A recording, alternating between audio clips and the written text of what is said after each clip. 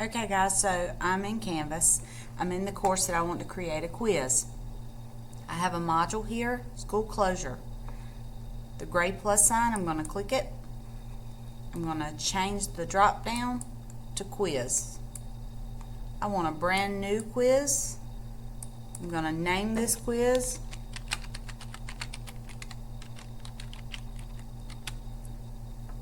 The group means your PowerSchool categories if you've set it up to sync. So you should see your PowerSchool categories there. I'm going to click Add Item. Here it is. The rocket ship means it's a quiz. I'm going to click on Practice Quiz 1 and edit up top. The details part, this means instructions. What do you want the kids to know? Graded quiz means it's going to take a grade. Right here, sync to PowerSchool if you have that set up. Shuffle answers, yes.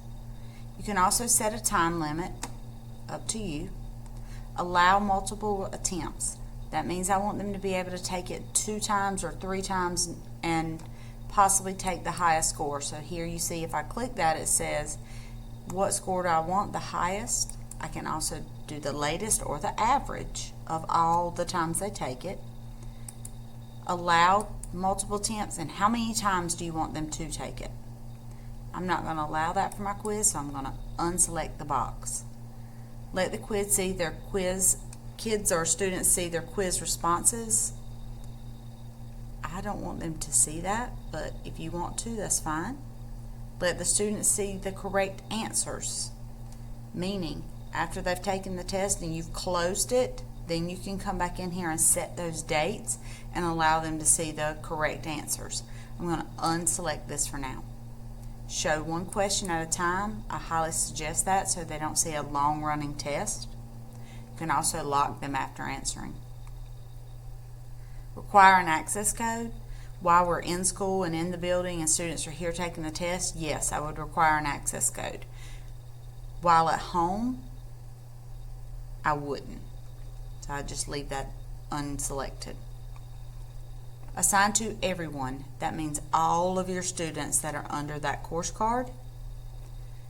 Due date. Due dates are important, especially for the fact that if I want it to post to PowerSchool. My due date is the 27th. That's when it will show up in my grade book. If I want it to be available on Monday at 8 a.m., I have to type each one in. Hold on, the bell's ringing. Until that same date, same time. That's when it's due. I'm not going to take it after the due date. And I'm going to select Done. I'm going to scroll back to the top and I'm going to click on Questions. I highly suggest start from a new question group.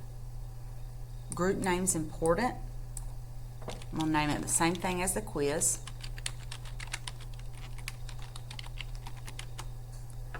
I want a 20 question test, 5 points apiece, and I'm going to create the group.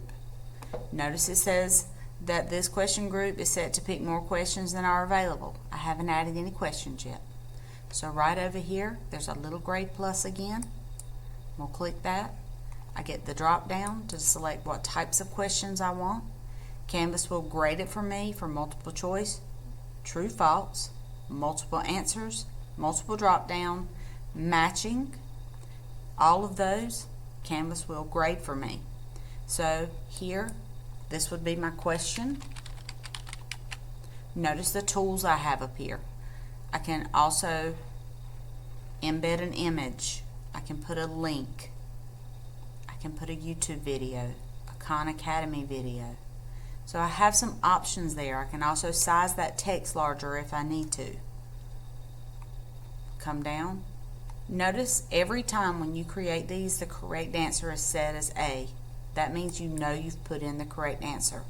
That is the reason why I said make sure you click Shuffle Answers, and you can always put your correct answer in there. So I'm going to type correct answer. The next possible answer, I'm going to put just the word wrong, just for this demonstration. And I'm going to hit update question. Now, there's my question. If I need to come back and edit it, I have this little pencil to let me edit, but I want to add another question. This time, I want to do matching.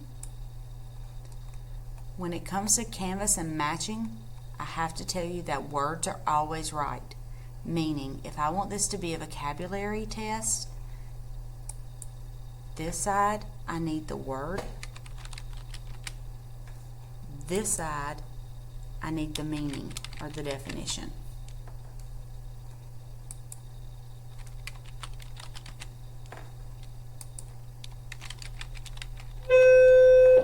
Ms. Robertson, could you come to the front desk, please? Ms. Robertson, please come to the front desk. Sorry about that.